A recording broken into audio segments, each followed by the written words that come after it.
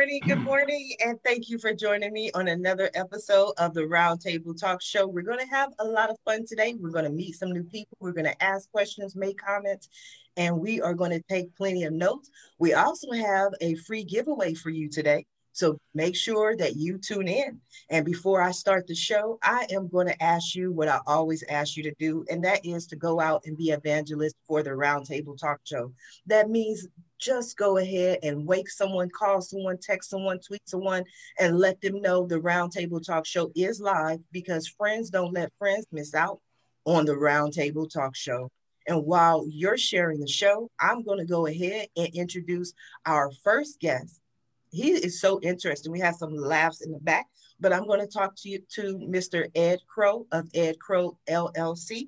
And Ed is amazing, and he works with entrepreneurs and business owners who are struggling with people problems. And I have a lot of people problems, so I definitely want to talk to Mr. Crow. Good morning, Ed. How are you? Hey, I'm well, Sharifa. Thanks for having me.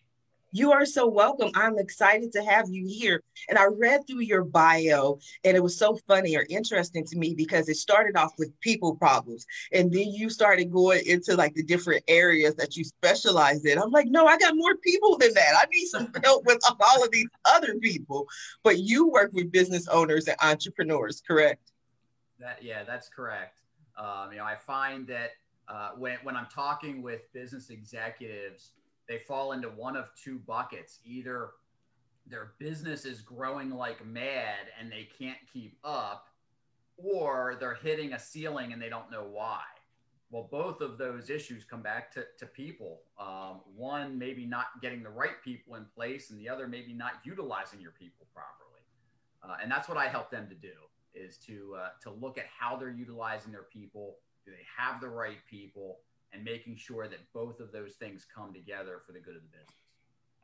Well, I think I'm not sure which category I'm in, but I always talk about this, and it's the same problem I had when I was employee as it is now when I'm an employer. I have a problem delegating. That is my biggest problem. I do not like to delegate anything. And I always share the joke. I have two kids, they're 23 and 26 now, but when they were growing up and I would tell them, clean your rooms, I always tell them, clean to my standards, not to your standards. And so that's kind of how I am in business. I want the work done to my standards, how I would do it. And often I find that people have that 9 to 5 employee mentality, and they're not interested in necessarily giving their best or giving their all. Or maybe it's just me, and I don't know. You tell me. Well, we're in an interesting time right now. And that's that a lot of people still refer to us being in the information age. And that's nothing could be further from the truth. We've migrated into what's called the experience age now. And so our employees, if you think about life through Facebook Live or through Instagram or TikTok and having GoPro cameras, people are experiencing life and they're sharing those experiences through social media channels.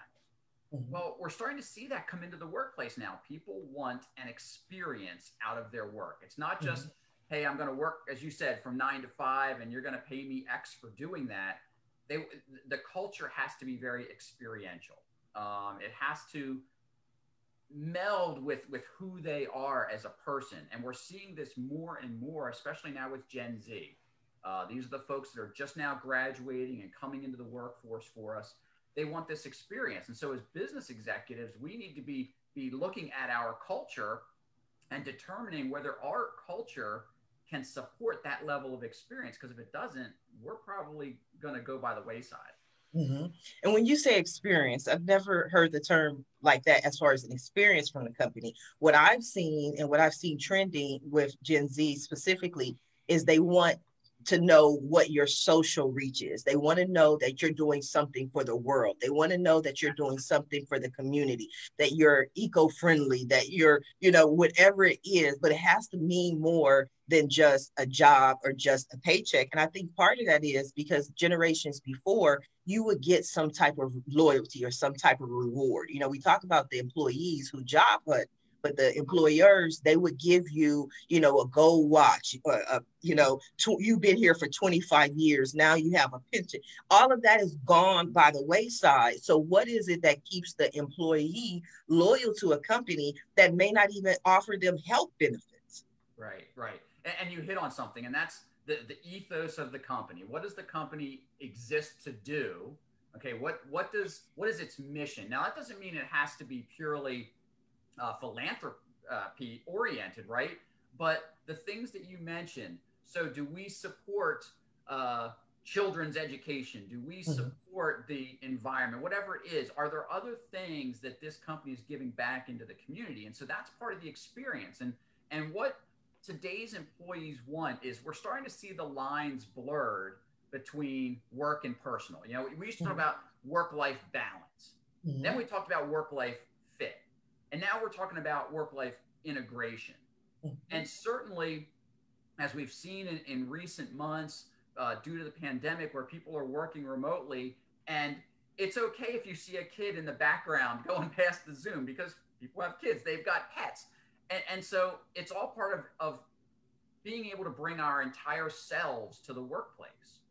And, you know, that's been something that, frankly, most organizations have struggled with. You know, we want you to show up as Mr. or Ms. Employee, and you toe the company line, and this is what you do from 9 to 5. Well, people today don't want that. They want to bring their entire selves and who they are. And that's part of experiencing life for these younger generations and experiencing work. And so the organizations that can figure that out, that can figure out the employment branding message around that, are going to thrive, because they're going to get the best and the brightest in. And then when they get in, they're going to be fully engaged. Absolutely. Now, Ed, do you have any recommendations for a company, especially a smaller company, on how they can incorporate that into their business? Sure, sure. The easiest thing, I don't believe in rocket science. I know we're going to hear from Christopher, one of the most intelligent men in the world, here real soon. But, you know, I don't think when it comes to employees, it's rocket science. I believe in bringing your people together, asking them what motivates them. Don't make any assumptions. Talk to them and find out, can we deliver on their expectations within reason? And there's a great book. I think Jack Mitchell was the author. It's called Hug Your People. It's such a simple read on how do you interact with your people. And in his book, he talks about, well, gee, Sharifa, you work for me, and I know you like roses. So on your birthday, roses show up at your desk, right? Oh. You know, I know that Christopher's got kids in soccer, and so he gets a gas card because he's always running his kids to soccer. You know, it's those little things. And so I'm a simple guy, and when I work with my clients, we go to the lowest common denominator. What's the easiest thing we can do to keep our people engaged? And for me, that's, well, we start by asking them. We don't make assumptions. And that's my biggest suggestion for any size business owner. Ask your people what they want. I love that. Engaged, and then deliver on that promise if you can. Love it. I think that's wonderful, Ed. As I grow my business, I'm going to keep that in mind. So I'm going to come back to you, but I want to go ahead and introduce our next guest, especially since you already introduced him for us. We're going to speak to one of the most intelligent men in the world, Dr. Christopher Smithmyer. He's going to talk to us a little bit about his business, Brāv Online Conflict Management. He's the Vice President of International Affairs, and he has over 9 degrees. Good morning, Dr. Christopher. How are you? Good morning. Doing excellent. Thanks for having me on today. Yeah, I loved what Ed said. I mean, that is one of the things when we go in and do conflict counseling for companies, and that's one of our big pushes is we do conflict counseling and training, is you need to look at, as he said, like people want to bring their whole life in. And as an employer, you want to hire the whole person. You don't want to just hire part of a person, because whenever you start separating people, you really start breaking them up. It's like when you start separating a country, you start breaking people up, they start getting distance from themselves. And when we're doing this and when we're doing international projects and you start telling people that it's the same process you go through in Vietnam that you go through in the United States, that you go through in Britain, human beings are the same. Like they might have different cultures, they might have different backgrounds, but there's so much that we have in common, and like the media tries to get us to look at the things, that little tiny things that make us different. And whenever you go in there and you say, hey, we want you to have a good life, you want us to have a good company because you want to keep your job, that really brings people together, because then you're part of a team, you're part of a culture.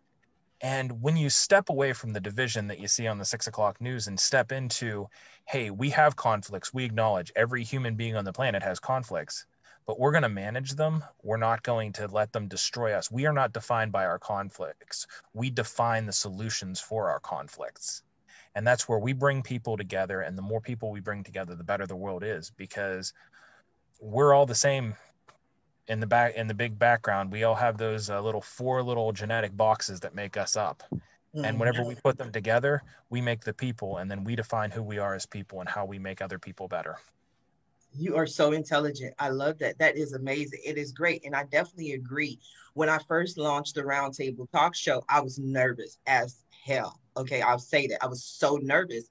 And it's because you have 5 different people with 5 different personalities, with 5 different messages on 5 different businesses. And I'm like, oh my God, you have egos. And entrepreneurs, CEOs, business owners, successful people, no matter what, they have egos. So I'm like, how am I going to play with all these different egos? But you know what? I have not had one show where there was a conflict, one show where their egos played into a part. What I have found is that people came together and they said, you know what, how can we help each other? How can we work together? How can we learn together? And I was like, oh my God, this is amazing. And it has developed and just grown and evolved into something that I couldn't have imagined. So you are absolutely correct. But what about those companies that have conflict? They are going through conflict and they know that the similarities are there, but maybe they don't know how to fix them. Can you speak to those people, Christopher? Sure can. Whenever you're sick, who do you go to? You go to a doctor. You go to somebody that's a professional in that area. Now we have 4 consultants here today, and whenever you have a problem, if you go to the person that's a specialist, like if you have a cold, you don't go to a gynecologist or a pediatrician. You go to a general practitioner, an infectious disease guy.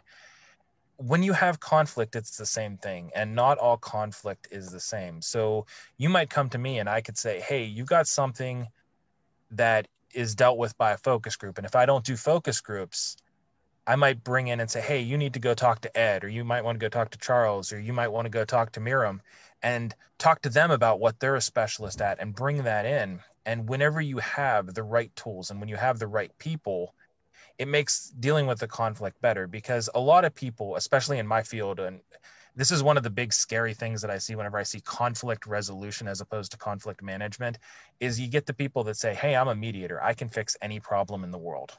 Mm-hmm. And you might be able to fix some problems, but there's no one still here on this world that can fix every problem. And what you want to do is you want to get the person that's good. You want to get the best person. Because whenever you go to the doctor, you don't want the guy that finished 49th in his class of 50, or the lady that she kind of made it through medical school, but didn't really do good and didn't get the degree she was going for. She ended up with a hand-me-down degree. You go and you want the best person out there. And that's really what we want to push for, is people to go out there. And if we at Brāv might not have like a person that does the specific thing you need, we don't do a lot of mock juries. And if you need a mock jury or something to go over what a problem is, we'll direct you to a company that does well with mock juries. Because when we work as a conflict management community, we make the world a better place. When we work as a business community, that's the next overarching thing, we make the world a better place. And then whenever we get to that human community, everything is better whenever we have the best people working on the jobs to try to help promote the best in the world, instead of trying to just get out what's best for us. Mm-hmm. That makes perfect sense. What would be your typical client? My personal typical client are usually governments. We go into governments and say, hey, you are spending $46 billion on a conflict management system, your court system. It's known for being corrupt or something like that. We deal with a lot of countries in Southeast Asia where that's a problem. If you let us digitize it, we can bring this in and make it more effective. We can have records so that you can see when someone's being corrupt, when someone's selling things. And then on the domestic side, what we do is we work with companies, we go in, we consult, we a lot of companies say, hey, we don't know what the problem is. Come in, tell us what the problem is. And we come in. Has anybody here seen Office Space, that movie from the 90s, where the guy comes in, he's, yeah, what do you do here? We do a lot of that. And we find that a lot of jobs in this country are legacy jobs. They're jobs that someone had 30 years ago that were really important. But now with computers, people don't do that anymore. Like the guy that changes tapes in a mainframe. Mm-hmm. Right. We had a company that had a guy that still did that. And we went in and we said, hey, not to tell you your job's useless, but the machines that you work on haven't been made for over 50 years and your company doesn't have any, so they're not going to buy new ones. Mm-hmm. And that's a lot of what we do is we either go in and look for the problems in macro environments like a country, or in the domestic market, we go in and look at the meso and micro markets and look at what the problem is and help people find solutions. And we do a lot of sending people to other consultants, because if we go in and find that it's not something that we work on specifically, we'll send them to an expert that does. So we like to have a big family of experts that works with us so that we can send business their way, they send business our way, and we really help people out, because if you do what you're good at, you're going to enjoy what you do. And if you enjoy what you do, you're going to do a better job. Absolutely. I like that. That's interesting. Dr. Christopher, I'll come right back to you, but I want to go ahead and introduce our next guest. We have a lady amongst gentlemen today, but she's, hey, I already know from her bio, we're going to have a lot from her today. We have Miriam Ortiz from the law offices of Miriam G. Ortiz, who's going to be speaking with us.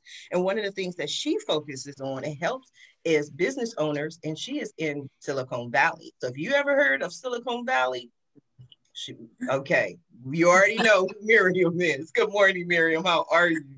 Good morning.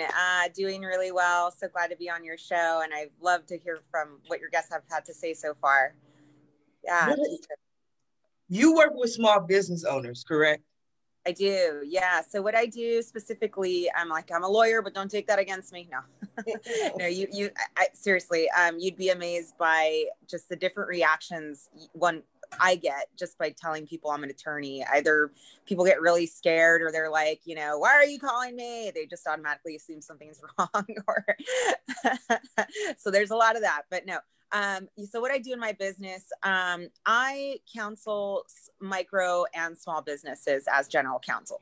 So what does a general counsel do? They, basically it's like your in-house legal counsel. So I used to work in a larger firm with Fortune 500 companies. And, I found what I was really passionate about was just working directly with my clients and small businesses. That really made me feel connected. And, Ed talked a little bit about ethos and kind of giving purpose to your job. So rather than be a paper pusher, this is why I opened my own law firm, is to help small businesses. So what I found with small businesses is that a lot of them need legal, but they often don't go to legal until something blows up, someone's threatening to sue, a deal goes bad, there's conflict. So I really wanted to be like that legal preventative medicine for a business. Now, a lot of times small businesses, they don't have necessarily the means to have a full-time in-house legal counsel. So what I do is I tried to work with the businesses directly to develop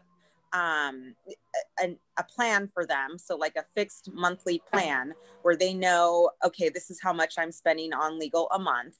And they have me as their in-house general advisor. I can look over their contracts, look over their employee handbooks, deal with any conflicts that may be arising. It's kind of like what Chris talked about a little bit is, what they do is like, if you are having I wouldn't go to a tax attorney for my divorce, right?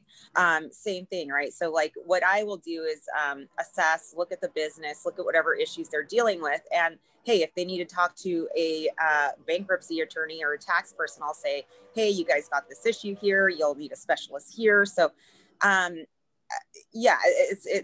what I do for small businesses. And I've been doing a lot of work right now, especially around COVID-19. Contracts are being disputed. Leases need to be negotiated, and you'd be amazed. One thing I've heard a lot from my clients is just the power of getting a letter or having, having a letter sent on their behalf on an attorney's letterhead. Like that alone in and of itself sometimes just completely kills the conflict. So yeah, so on this show, I think we're talking about how to get rid of conflict, how to avoid conflict. And you actually answered one of the questions I have, that most people don't get a lawyer until things blow up. That's what I was going to ask. But I also know that small business owners especially set up things in stages. They go, okay, well, let me get this set up. Let me get the LLC done. Let me get the corp done. Let me start doing that. And then I'll build the website. And then I'll do this. And then, maybe down the line, 15, levels later, I'll hire a lawyer because I don't need that initially.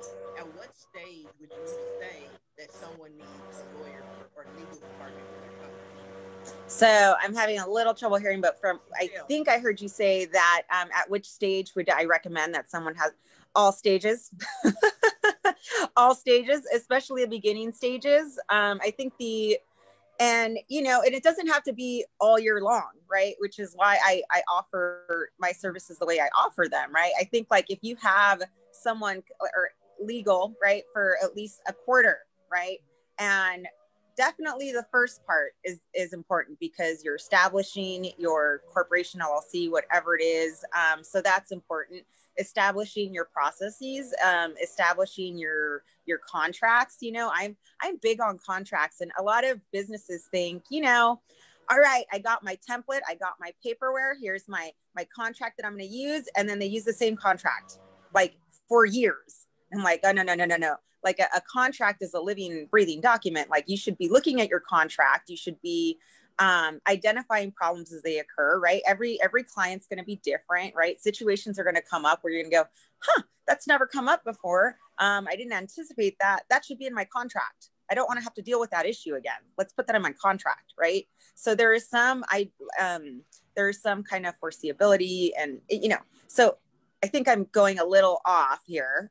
It's morning. I haven't totally digested my coffee, but yeah, I think it's important to have at all stages for a business. At every stage of growth, you're going to have different issues that come up. Maybe you're going to have during the first stages, it's just establishing the process and your contracts. Maybe in stage 2, you start to get a little more traffic through your doors, more business, and you're dealing more with conflict. So I think it's important to have at all stages. I agree. One of the things that I've seen over the past 20, 25 years, especially with new people starting out, that they will just say, you know what, I don't need someone to write a contract. I can go find a template. And the reason I notice that is that I'll get contracts sent over to me and I'm reading through the contract and I'll go, okay, how does this apply to what we're doing? And they all come back with the same response. Oh, I just Googled it and I just put it together and I didn't know what that meant, but I just sent it over. I'm like, okay, you have to have someone look over these contracts and be clear on the information in the contracts and don't just feel that you can just send it kind of willy-nilly, I guess.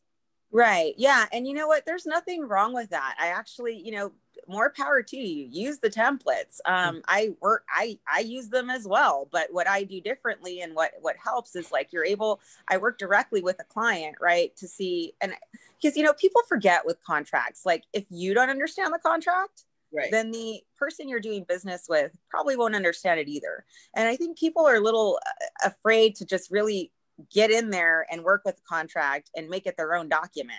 Like your contract should be clear. It should tell you what this contract is for, who the parties are, what are we agreeing to, spell it out. And if you can't understand it, chances are the other party won't.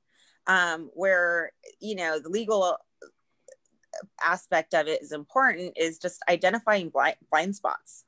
A lot of times, people don't see the blind spots. And attorneys were really great at thinking of like the worst case scenario that could possibly happen in your business deal. No.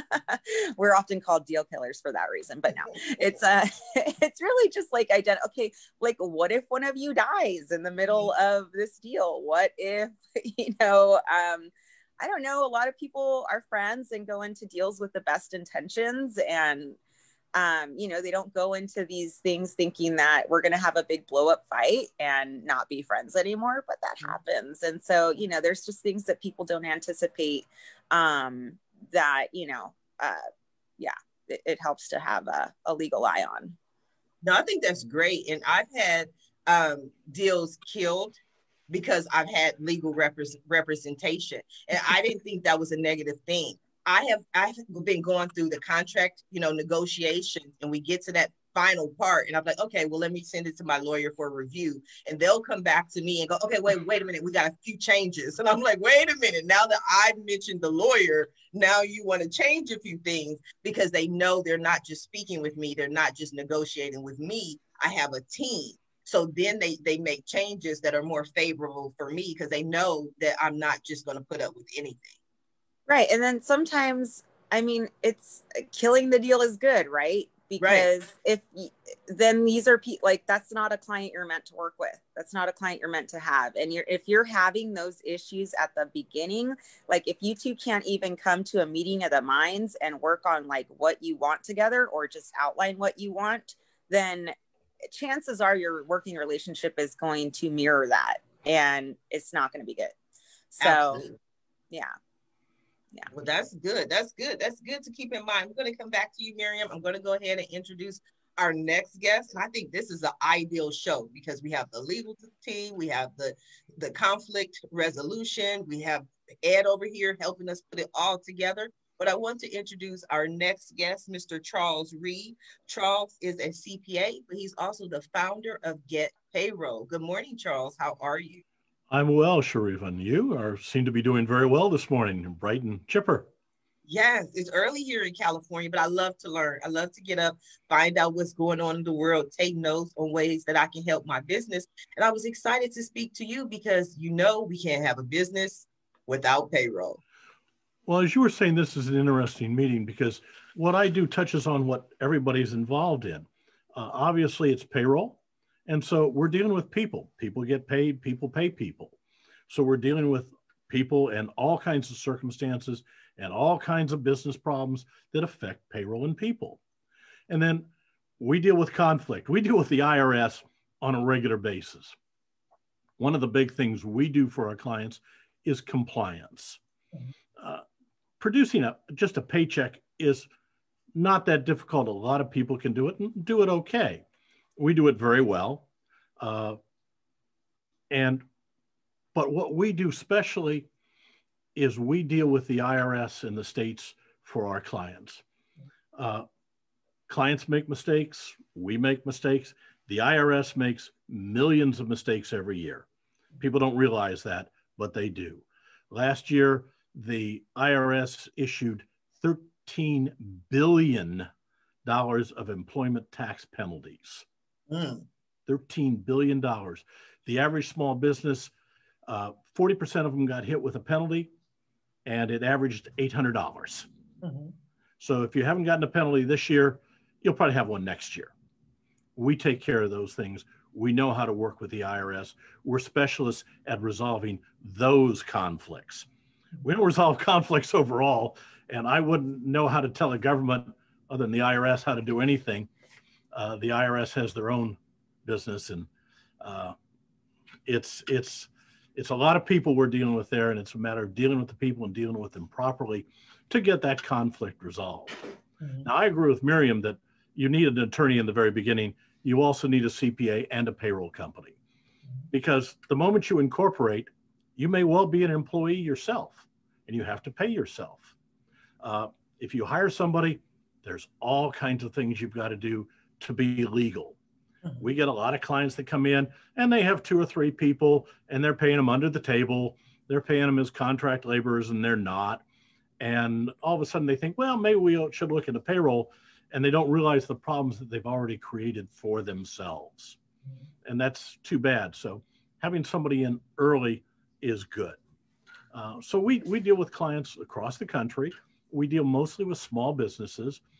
We don't do payroll for IBM or JCPenney's or General Motors, but since 95% of the businesses in this country are 20 people or less, that's where our client base is, and that's who we like to look at. And to help them, we've done a couple of things. I've recently written a book, the payroll book. It's on Amazon, and it explains payroll for small businesses. It's 30 years of experience. compressed into a book. And as I'm doing that, I'm doing up a CPE course for it, and I've realized, well, there's a couple of more things I still need to add to it. So it's a good book, and it's a real basic book for small business. And, you know, basically anybody that hires somebody should have one on their bookshelf. We need to put one on yours there. Yes, So, we need to add it to the bookshelf. But I don't want to gloss over the book, you know, because I'm always trying to learn. That's what I'm here for. What are some of the items that you can give us in the book? Just basic tips. I know we have to read the book. Well, there's a number of things. First of all, like 45S, which allows you a tax credit for paid time off. If you pay people time off because they're sick or they're taking care of a loved one or anything else, even though you're not subject to Family Medical Leave Act, you can get a tax credit for the wages you pay, up to 25% of that. A lot of people don't know that. If you're an S corporation or a corporation and you work in it, you're an employee and you have to take compensation. A lot of people, small business people, don't. They just pay themselves distributions, which means they don't have to pay Social Security or Medicare, and it saves them 15.3% in taxes. That's illegal. You're going to pay for it. They're going to say this is compensation, and they're going to hit you for the taxes, plus penalties and interest. Then HR, you have to have a handbook. If you employ anybody beyond yourself and you don't have a handbook that details out your policies and procedures, you're just asking for problems. It will happen. And that handbook has to be revised constantly. Every time a problem comes up and you get a new set of circumstances, you have to add to that handbook and make sure you promulgate it to all of your employees so that you're covered. So if there's a problem in the future, you have a contract with your employees. This is how things are. This is your responsibilities. These are our responsibilities. This is what we do for you, what you do for us. And so when they get sideways with that, you have a contract that you can rely on and do things with. So it's important. The book covers a lot of this. It also covers tax penalties, how to avoid them, and how to resolve them. And the big thing in resolving them is communications. You've got to answer every letter and every phone call and respond constantly. When you get that duplicate letter in a month after you've responded to the first one, you send it again. You may mark it, copy and send it, but you always respond to everything. You never let anything sit on your desk because it's just going to go from bad to worse. Now, Charles, you mentioned the employee handbook. Is that something that your company develops for small businesses? We have partners that we work with because I'm an accountant. I'm not an HR person, but we have specialists that design and implement for you a handbook. Mm-hmm. We have HR companies and specialists that we work with that do this kind of thing because it's like beyond being a CPA, I'm also a registered investment advisor. I don't do that anymore because I can't do payroll and do that. I'm a CPA. I'm trained in accounting and audit. I don't do that anymore because I do payroll. And if you try to do everything, as everybody here realizes, if you try and do everything for your client, you're going to do it poorly because you can't be an attorney and do accounting. You can't deal in conflict resolution and do payroll. You can't deal in HR and be in the back doing all the books for somebody. Right. You concentrate on your strengths and your abilities, and you make that work for you and for your clients. And then, like all of us, you fill in with experts like my fellow guests. When you have a problem that's outside of your expertise, you bring in somebody else that's an expert. Absolutely. We have to bring in all the experts. But one of the things that interests me about you that's a little bit different from payroll is that you've also been helping small businesses with a commercial. Well, in this day and age, we've gotten into video. We all do video. So we've set up here a couple of years ago, we bit the bullet and put in a nice camera, a studio, microphones, cameras, everything else. So we could shoot our blogs, our videos, our commercials, our YouTube stuff. We got a bunch out on YouTube My videographer, Michael, is just superb at that. You know, I have a hard time taking a picture with a brownie camera. He's just wonderful with the video camera and developing these things and writing things and editing things. So what we've done is we've got this studio. We know problems exist with COVID. So we've said to our clients and our potential clients and small business as a whole, hey, you need a commercial for your business, we'll take care of it. You call us, we'll sit down, we'll help you write a commercial, we'll shoot it either on site or at a distance, just as we're doing over the web. We'll edit it and we'll produce for you a 30-second commercial that you can put out wherever you wish. We'll put it on our website as well. But it is a commercial for you, for the company, for your company to promote your business in this time of COVID. I think that's amazing. I'm going to look forward to having an Ash Sharifa video created soon. I'm going to come back to you, Charles. I want to go over to Miriam. Miriam, let's get you a commercial. 30 seconds. What would you talk about on your commercial? You put me on the spot. 30 seconds. I would talk about the importance of your business and having, just to piggyback on what Charles says, the right team. As your in-house legal counsel, I would help you do that. I'm your business's legal preventative medicine. Stop problems and conflicts before they occur. Perfect. Perfect. Dr. Christopher, same question. You're on mute. Stop laughing, Ed. I have sound in my commercial. That would be a good thing to start with. I love the BDO approach because we're one of those companies that you really don't know what we do unless you needed us, and then hopefully you're going to tell friends about us. So it's one of those things, ask your friends that have dealt with Brāv about how well we do with our projects. And we also like to talk about some of the cool stuff we do, like destination trainings where we take people to Australia or the Caribbean to do corporate trainings, because we really believe that new environments open new pathways in the brain to receive new information. So those are the real things that I'd like to promote there, just bringing people in through the word of mouth and community environment. Interesting. Ed, same question. Yeah. So, you know how business owners don't always know the path they want to go to with their people. They know what their product or their services, they know what their mission is. I've written the book on how to get that done. How you drive bottom line results through your people.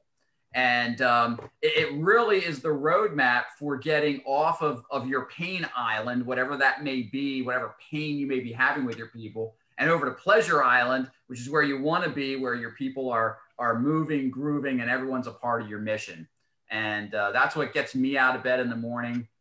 That's what makes perfect clients for me. It keeps me in what I call my joy and genius zone. Love doing it, and I think I'm good at it. I like that. I like the whole pain island, pleasure island, but I want to be on fantasy island. That's where I want to be. I want to just imagine things, and then just a little short guy running around like, what do you want to do? The plane. Like, that's what I want. Can I have that?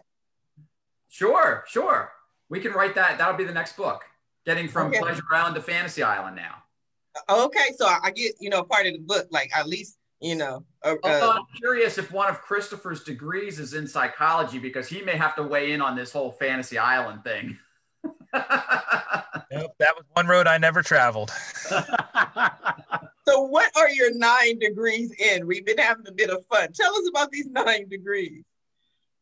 Okay, I started out at Penn State. I got my criminal justice degree. I wanted to be a lawyer. I wanted to work for the FBI. But then as I moved through my career and as I moved through school, I realized that probably wasn't the best track. So I got my MA in Industrial and Labor Relations, then my law degree, my MBA, went to Australia, got 2 degrees, one in international business transactions, and then one in dispute resolution.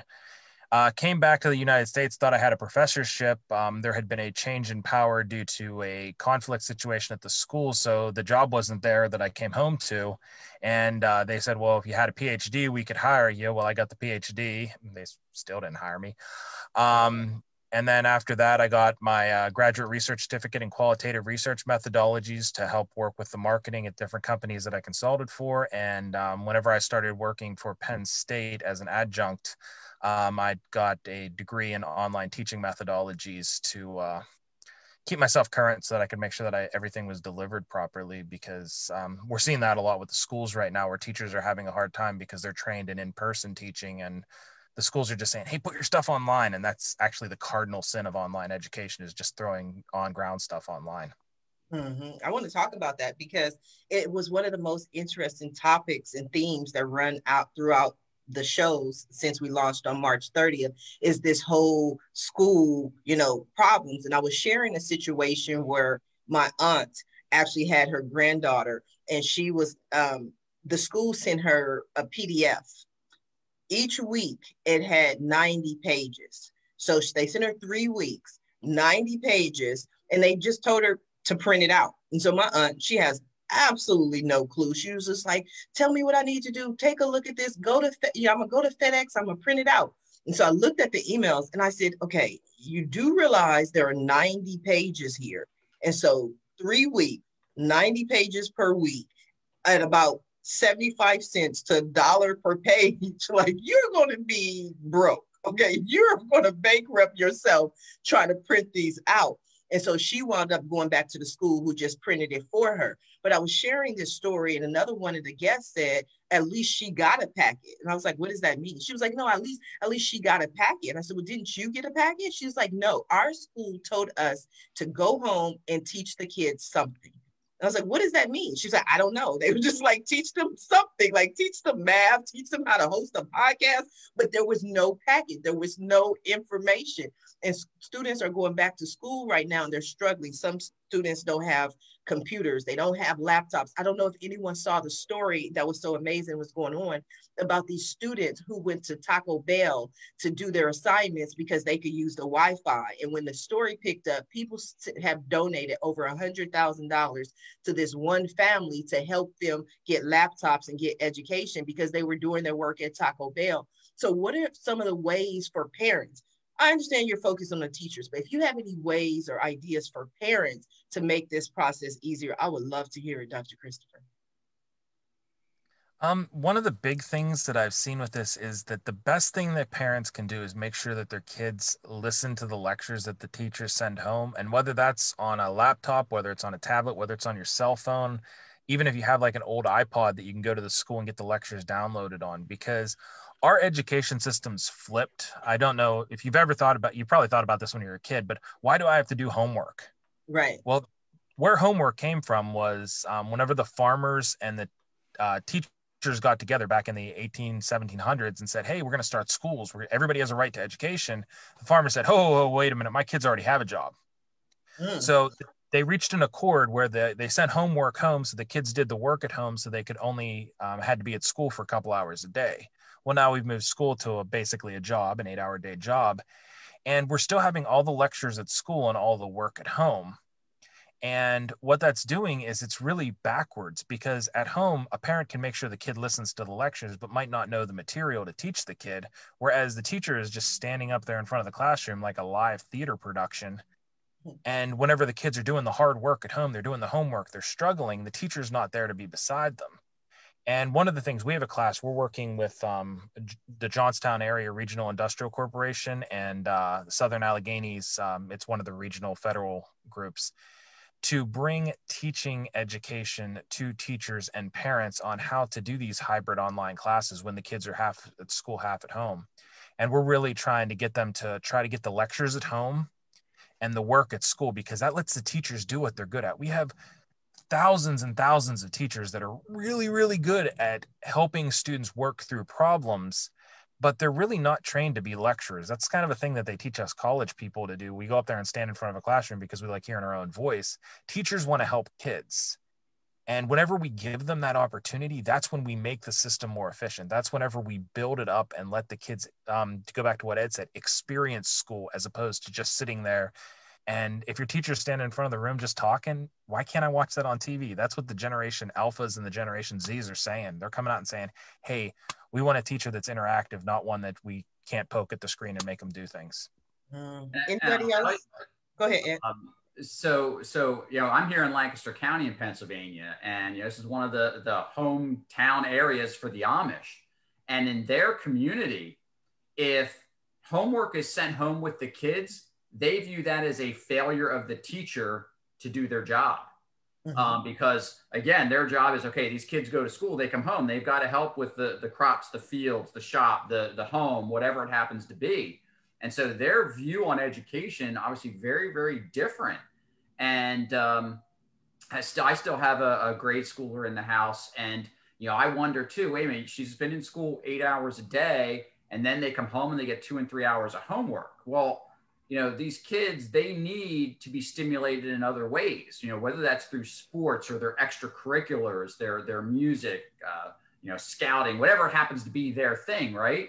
And when you start not being able to integrate all of that, now you're frustrating these children from an educational standpoint, and it becomes more of a chore than an experience. And so I'm loving what Christopher had to say, because these generations, what makes them up is what makes them up. And we're not going to be able to take them as a round peg and shove them down into this square hole that we've developed. And we're seeing that as not only in children, but that's the challenges they graduate and come into the workplace. And we saw that with the millennials, and everyone hated the millennials when they hit the workplace. But the shift that the millennials expected are all the things that we're now realizing help our businesses to thrive. So, I'm a big believer, for as conservative as I am in my own actions, I'm very open-minded when it comes to, let's embrace new things. Let's try new things, because what the heck do we have to lose, right? Yes, absolutely. Charles, Miriam, we'll love your thought. Well, I taught high school for 5 years. I taught intro to business every morning, first period, before I came into my office. So I've taught in high school, and I've also been an adjunct professor teaching accounting at the college level. The school systems, the elementary and secondary school systems don't really work anymore. I'm hoping that this move to remote learning will push the schools to get people that have the knowledge, like Christopher, to come in and teach the teachers how to teach remotely, because that's much more efficient. You have one professor that's there, he may have 2 or 3 assistants answering questions, and he can handle a huge lecture, 500 to 1,000 students effectively. So it's cost effective for us as taxpayers. It provides the best teachers to the students, which makes their learning better. You also then take the students and you separate them by how they learn. So they're dealing with a professor that teaches the way they need to learn, not, when I'm teaching 30 kids, I realize I've got kinetic learners, I've got visual learners, I've got audio learners, and I have got to, within that hour and a half lecture, teach different groups of students different ways. And that's tough. So by putting students together with teachers that teach the way they learn, you're going to be much more effective. You're going to be much more efficient. You're going to cut the costs. You're going to get rid of legacy buildings that are nothing but monuments to some local community organizer years ago, or governor or mayor or whatever, that serve little purpose most of the day and time, but take up huge sums of taxpayer money. So education has to be revamped to be effective. Absolutely. My 2-minute lecture. I love lectures. I love learning. I didn't know how homework got started. I didn't know about the Amish, but if you tune into tomorrow's show, I'll be quoting it like I was an expert, like I knew it all along. Like, did you know how homework got started? That's what I do. Miriam, I would love to hear from you. Yeah, wow. I love what everyone had to say. These are all interesting.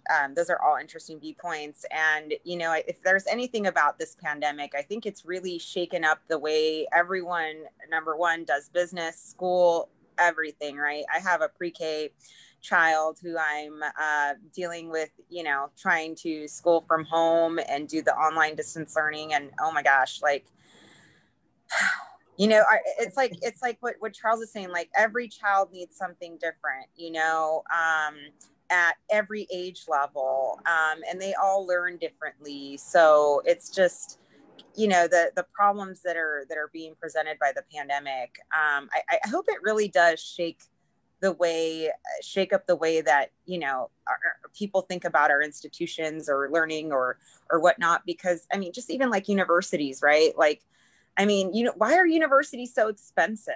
Right. You know, it used to be like, yeah, it was expensive because nobody had books. And, you know, so they had to like, you know, they're like, our school has books and look at our library and yet, because it was really hard for people to get books. And now, you know, it's like the freedom of information age. And, you know, we have all this knowledge readily available. We have, you know, like, why is it so expensive? I've always wondered that. Maybe.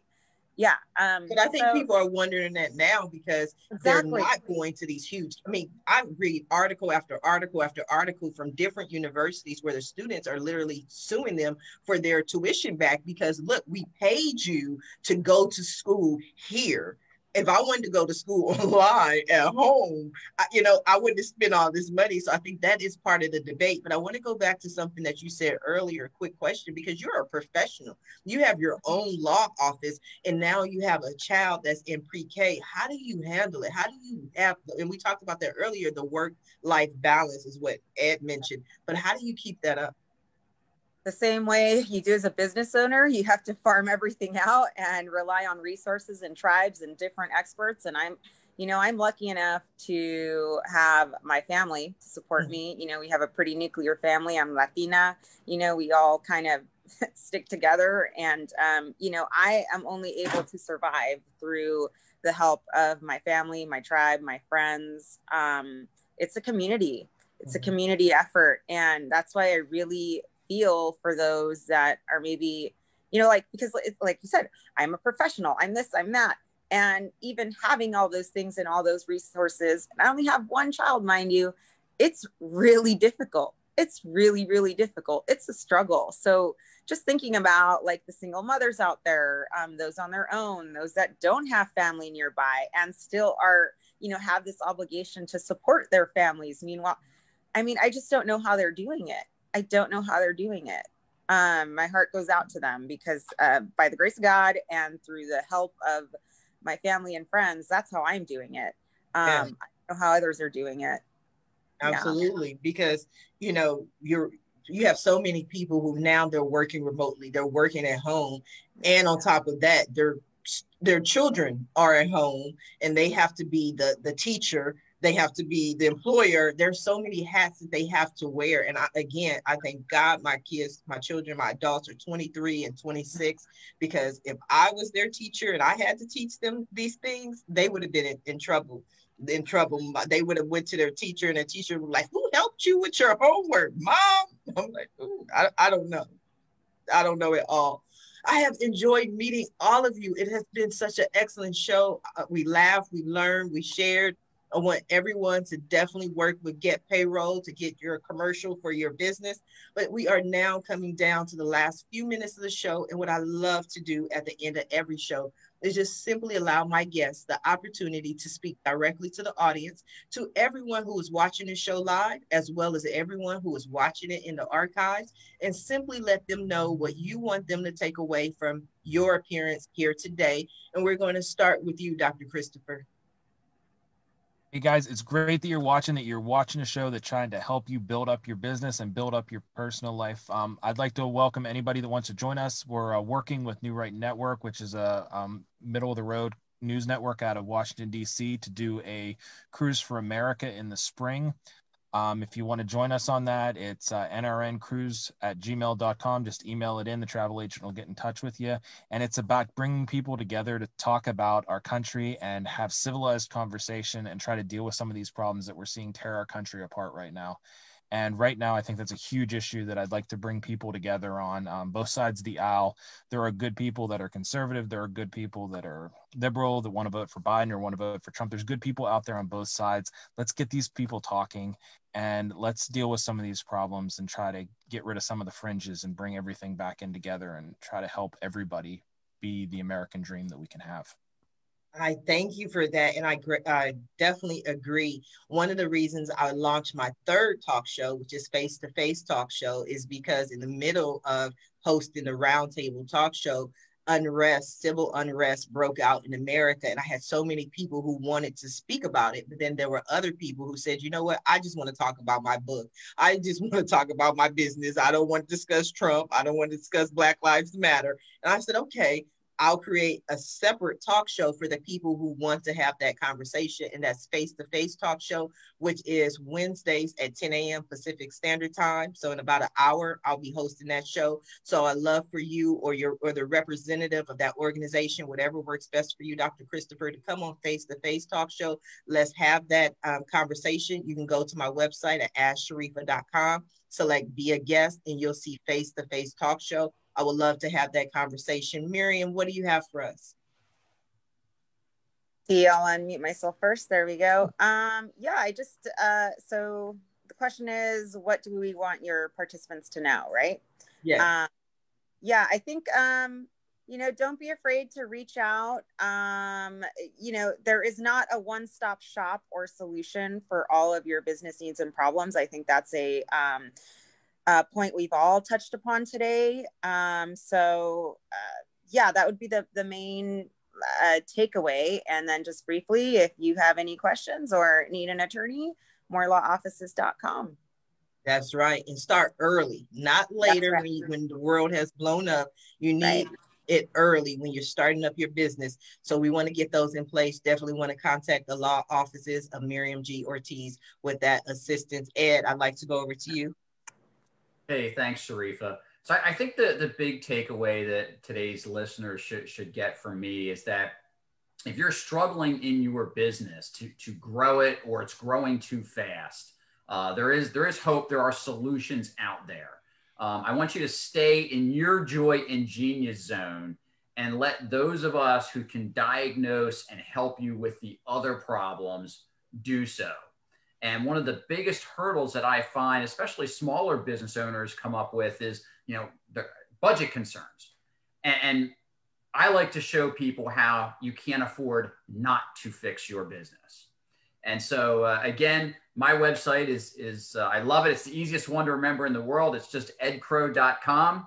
And it gives you a little bit of a flair for how I help companies bust through those barriers and get back over onto Pleasure Island. And would love to hear from today's listeners. Absolutely. Let's get them over there to Pleasure Island. Then we'll move them in our next book, from Pleasure Island to Fantasy Island. So we're going to make that happen. Charles, what do you have for us? Well, it's been, Sharifa, it's been a fascinating hour. I've enjoyed listening to everyone. For all your participants and viewers, you know, we're Get Payroll at getpayroll.com. If you have payroll questions, problems, situations, call me. You know, the first call is free. You know, I'll talk to anybody about any problem. If we got to do more work, we'll talk about a price. But you know, the book's available on Amazon for you know, $28.95 or something. It'll answer most of your questions, not all of them. You got something beyond that? Give me a call. It's getpayroll.com or 972-353-0000. The only good thing GTE ever did for me. And so we like to help people. That's what we do. You know, that's why I got into business. We like to help people. We like to solve problems. I'm a problem solver by nature, and I'm in a business that has lots of, in an industry that has lots of problems. There's lots of mistakes that the government makes. There's mistakes that individuals make, but we can normally solve those problems for them, give them good advice, get them back on the straight and narrow, get the IRS off their case, and get them back where they can concentrate on their business, not on ancillary things they don't need to worry about. We're experts in payroll. Let us do it.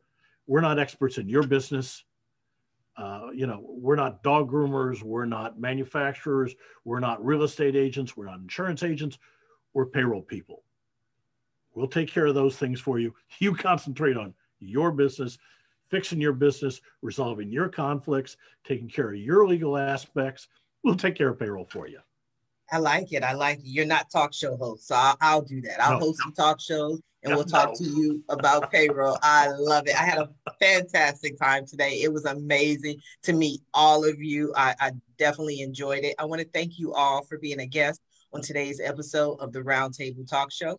I also want to thank everyone who tuned in to watch the show live, as well as everyone who was watching in the archives. Just because you watch this show in the archives doesn't mean you're not as important. Whether you're watching it 2 days later, 2 months, 2 years, it doesn't matter. The information is still relevant and we still appreciate you. And it's still a great time to go ahead and share the show, no matter when you're watching it. But as always, I invite you not to just watch the show, not to just share the show, but be a part of the conversation. Visit our guests, go to their website, follow them on social media. And when you send them that message, please let them know Sharifa Hardy says hi.